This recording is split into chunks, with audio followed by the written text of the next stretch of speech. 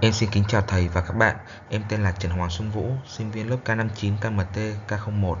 Hôm nay em xin trình bày bài tập lớn môn lập trình Python với đề tài Chef Smart, phần mềm quản lý công thức nấu ăn thông minh dưới sự hướng dẫn của thầy tiến sĩ Nguyễn Tuấn Linh.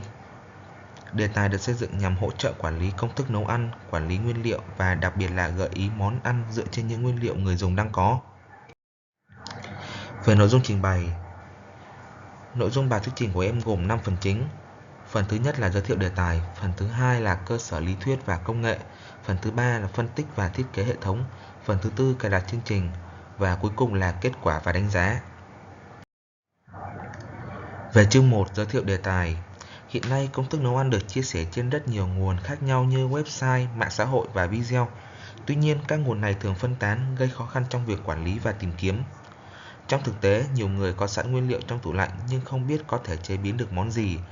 Ngoài ra, người dùng còn có nhu cầu lựa chọn món theo thời gian nấu, calo hoặc danh mục món ăn. Từ những vấn đề trên, em xây dựng phần mềm Chef Smart với mục tiêu quản lý công thức nguyên liệu và danh mục món ăn một cách tập trung. Tính năng nổi bật nhất của hệ thống là tủ lạnh có gì. Người dùng chỉ cần nhập những nguyên liệu đang có, hệ thống sẽ truy vấn cơ sở dữ liệu và đưa ra các món ăn phù hợp.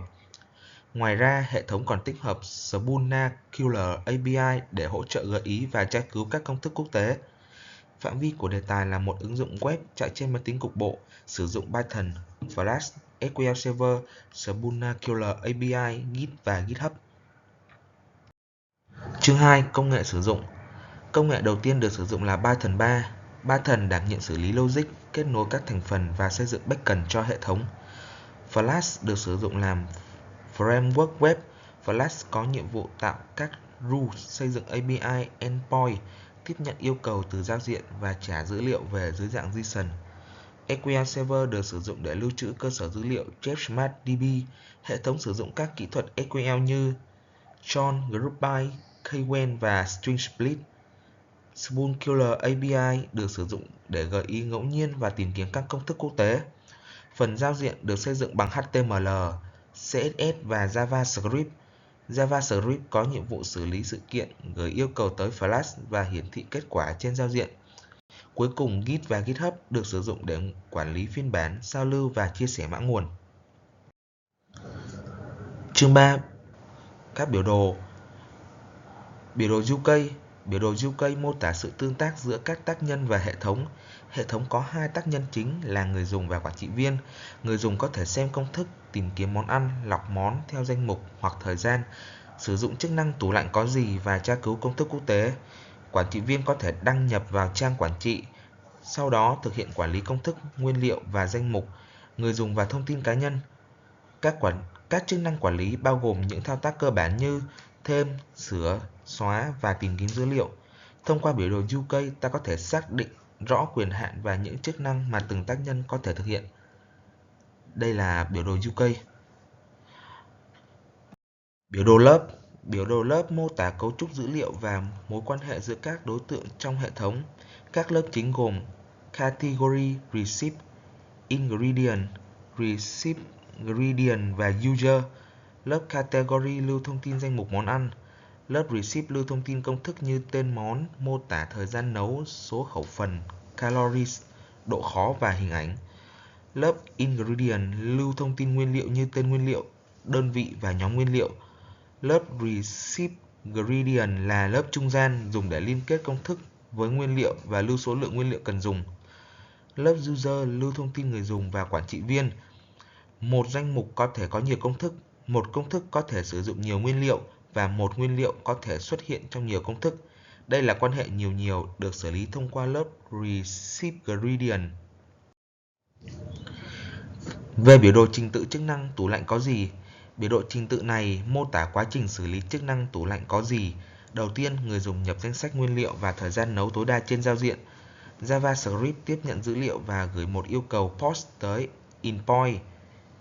API Price của Flash. Flash kiểm tra dữ liệu đầu vào. Nếu dữ liệu không hợp lệ, hệ thống sẽ trả về thông báo lỗi. Nếu dữ liệu hợp lệ, Flash kết nối với SQL Server và thực hiện câu truy vấn tìm món ăn phù hợp. SQL Server xử lý dữ liệu, tính số nguyên liệu khớp, số nguyên liệu còn thiếu và tỷ lệ phù hợp của từng công thức. Kết quả được trả về Flash. Sau đó, Flash chuyển thành dữ liệu JSON. và gửi lại cho giao diện.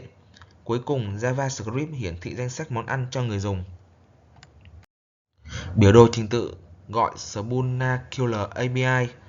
Đối với chức năng công thức quốc tế, người dùng có thể nhập từ khóa tìm kiếm hoặc chọn gợi ý ngẫu nhiên.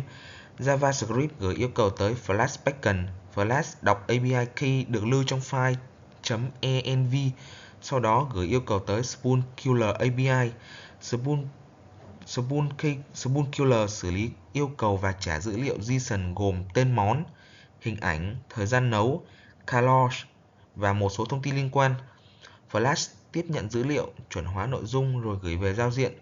Cuối cùng, giao diện hiển thị danh sách công thức quốc tế cho người dùng. Việc gọi Spunacular thông qua Flash giúp API key không bị lộ trực tiếp trên trình duyệt. Biểu đồ hoạt động tủ lạnh có gì? Biểu đồ hoạt động thể hiện toàn bộ luồng xử lý của chức năng tủ lạnh có gì. Quy trình bắt đầu khi người dùng truy cập chức năng và nhập nguyên liệu. Sau đó, người dùng lựa chọn thời gian nấu tối đa và bấm nút tìm món. Hệ thống kiểm tra xem danh sách nguyên liệu có hợp lệ hay không. Nếu người dùng chưa nhập nguyên liệu, hệ thống sẽ yêu cầu nhập lại. Nếu dữ liệu hợp lệ, Flash xử lý và gửi truy vấn tới SQL Server. SQL Server tính mức độ phù hợp của từng món và trả kết quả về hệ thống. Nếu tìm thấy món ăn phù hợp, hệ thống hiển thị danh sách món ăn. Nếu không tìm thấy, hệ thống sẽ thông báo để người dùng thay đổi nguyên liệu hoặc thời gian nấu. Quá trình kết thúc sau khi kết quả được hiển thị. Về mô hình thực thể liên kết cơ sở dữ liệu CheckSmart, cơ sở dữ liệu của hệ thống có tên chính là CheckSmartDB và gồm 5 bảng chính: bảng Categories lưu danh mục món ăn, bảng Recipes lưu thông tin công thức, bảng Ingredients lưu danh sách nguyên liệu, bảng Receipt Gradient là bảng trung gian giữa công thức và nguyên liệu, bảng User lưu thông tin người dùng. Quan hệ giữa Categories và Receipt là quan hệ một nhiều. Một danh mục có thể chứa nhiều công thức, nhưng mỗi công thức chỉ thuộc một danh mục.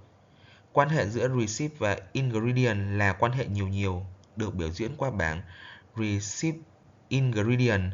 Cấu trúc này giúp dữ liệu được tổ chức rõ ràng, tránh trùng lặp và hỗ trợ tốt cho việc truy vấn món theo nguyên liệu. Về phân tích yêu cầu hệ thống. Về yêu cầu chức năng, hệ thống cho phép người dùng xem và tìm kiếm công thức, phân loại theo danh mục hoặc thời gian, sử dụng tính năng tủ lạnh có gì và tra cứu công thức quốc tế. Quản trị viên có thể quản lý công thức, nguyên liệu, danh mục và tài khoản người dùng. Hệ thống cũng cung cấp Invoice API Health để kiểm tra kết nối SQL Server và trạng thái cấu hình Spunacular API. Về yêu cầu phi chức năng, thời gian phản hồi cho các truy vấn thông thường được đặt mục tiêu dưới 2 giây. API key được lưu trong file .env không đưa lên GitHub. Hệ thống cần chạy ổn định trên localhost, giao diện rõ ràng và dễ sử dụng. Cấu trúc mã nguồn cần có khả năng mở rộng để có thể bổ sung thêm chức năng trong tương lai. Về tính năng tủ lạnh có gì, đây là tính năng nổi bật nhất của hệ thống CheckSmart. Đầu tiên, người dùng nhập danh sách nguyên liệu đang có và chọn thời gian nấu tối đa. Flash sẽ nhận dữ liệu, tách chuỗi và chuẩn hóa tên nguyên liệu để tạo tham số cho câu truy vấn SQL. SQL Server sử dụng các kỹ thuật như String Split, Join, Group By, K-Wen và CTE để xử lý dữ liệu. Sau đó, hệ thống tính tỷ lệ phù hợp theo công thức. Số nguyên liệu khớp chia cho tổng số nguyên liệu của món, sau đó nhân với 100%. Các món được sắp xếp theo tỷ lệ phù hợp từ cao xuống thấp.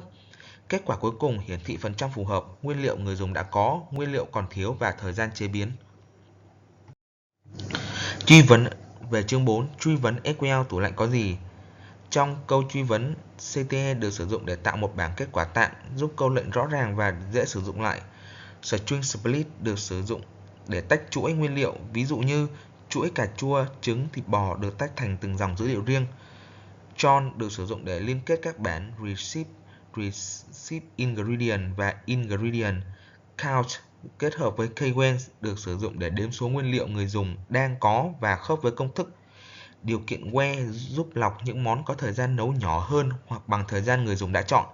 Group By nhóm dữ liệu theo từng công thức. Cuối cùng, tỷ lệ phù hợp được tính và kết quả được sắp xếp giảm dần để đưa món phù hợp nhất lên đầu. Về kết quả demo và giao diện tủ lạnh có gì? Như trên PowerPoint, đây là giao diện minh họa kết quả của chức năng tủ lạnh có gì. Người dùng sẽ nhập các nguyên liệu như cà chua, trứng, thịt bò và tỏi, đồng thời chọn thời gian nấu tối đa. Hệ thống sẽ trả về danh sách các món phù hợp nhất. Mỗi kết quả hiển thị tên món, tỷ lệ phù hợp, thời gian nấu, nguyên liệu đã có và nguyên liệu còn thiếu. Ví dụ như nếu một món đạt 95%, điều đó có nghĩa là người dùng đã có gần đủ toàn bộ nguyên liệu cần thiết. Thông qua kết quả này, người dùng có thể lựa chọn món phù hợp hoặc biết cần mua thêm những nguyên liệu gì. Tích hợp Spoon KQL API. Hệ thống hỗ trợ hai chức năng chính từ Spoon QL API. Chức năng thứ nhất là gợi ý công thức ngẫu nhiên. Flash gọi endpoint receive random của Spoon QL và lấy các thông tin như tên món, hình ảnh, thời gian và calories. Chức năng thứ hai là tìm kiếm công thức theo từ khóa. Người dùng có thể nhập các từ như pasta, chicken hoặc ramen để tìm công thức phù hợp.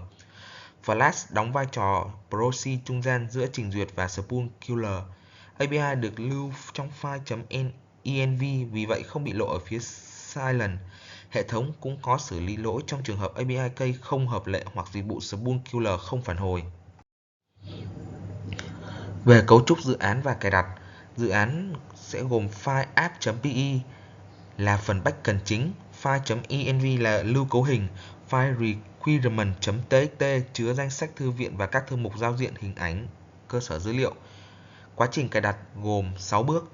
Bước 1 là cài Python và các thư viện Flash, PODBC, Request và Python Dotan. Bước 2 là tạo cơ sở dữ liệu ChapSmartDB và chạy file setup.sql. Bước 3 là lưu cấu hình file.env gồm tên server, database và Spoon QL API key. Bước 4 là thêm dữ liệu mẫu. Bước 5 là chạy lệnh pi app.py để khởi động Flash. Bước cuối cùng là truy cập API để kiểm tra kết nối. Nếu kết quả trả về OK thì hệ thống đã kết nối thành công.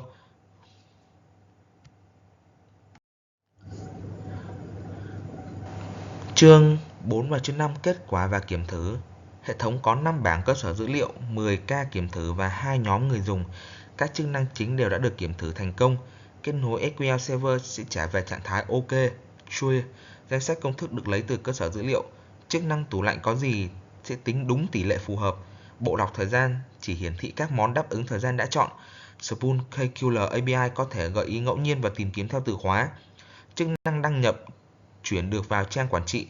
Chức năng quản lý danh mục có thể cập nhật dữ liệu trên giao diện. Qua kiểm thử, các chức năng chính của đề tài đều hoạt động đúng với kết quả mong đợi. Ưu điểm và hạn chế của hệ thống. Về ưu điểm, hệ thống có giao diện trực quan, màu sắc thống nhất và dễ sử dụng. Cơ sở dữ liệu được thiết kế rõ ràng với khóa chính và khóa ngoại. Chức năng tủ lạnh có gì tính được tỷ lệ phù hợp với sử dụng nhiều kỹ thuật SQL nâng cao. Spoon AQL API giúp mở rộng nguồn công thức quốc tế. API key được bảo mật thông tin qua file.env. Mã nguồn được quản lý bằng Git và lưu trên GitHub. Tuy nhiên, hệ thống vẫn còn một số hạn chế. Ứng dụng mới chạy trên localhost chưa triển khai lên Internet. Mật khẩu người dùng chưa được mã hóa bằng BCR-IPT. Số lượng công thức nội bộ còn ít ỏi. Hệ thống chưa xử lý tốt những nguyên liệu có tên đồng nghĩa, ví dụ như là thịt heo và thịt lợn. Dữ liệu Spoon AQL chủ yếu bằng tiếng Anh và một số chức năng quản trị chưa đồng bộ hoàn toàn với cơ sở dữ liệu. Về hướng phát triển, trong tương lai, hệ thống có được triển khai lên Internet bằng Render, Azure hoặc một nền tảng tương tự. Phần đăng nhập có thể được nâng cấp bằng Bscribe, GWT hoặc Season và phân quyền nhiều cấp. Chức năng tủ lạnh có gì có thể xử lý từ đồng nghĩa của nguyên liệu và tích hợp trí tuệ nhân tạo để nhận diện nguyên liệu từ hình ảnh. Spoon AQL API có thể kết hợp với dịch vụ tự động để chuyển nội dung sang tiếng Việt. Hệ thống cũng có thể bổ sung các chức năng như lưu món ăn yêu thích, đánh giá, bình luận, lập thực đơn theo tuần và tính tổng calories. Ngoài ra, ChapSmart còn có thể được phát triển thành ứng dụng di động bằng Flutter hoặc Rich Native để người dùng thuận tiện sử dụng khi nấu ăn. Trên đây là phần trình bày của em về đề tài ChapSmart, phần mềm quản lý công thức nấu ăn thông minh. Qua đề tài này, em đã vận dụng được các kiến thức về Python, Flash, SQL Server, giao diện web, API và quản lý mã nguồn bằng GitHub. Mặc dù hệ thống vẫn còn một số hạn chế, nhưng các yêu cầu chính của đề tài đã được hoàn thành, và đặc biệt là chức năng tủ lạnh có gì và việc tích hợp Spoon Killer API. Em xin chân thành cảm ơn thầy và các bạn đã lắng nghe phần trình bày của em. Em rất mong nhận được nhận xét và góp ý để sản phẩm được hoàn thiện hơn. Em xin chân thành cảm ơn.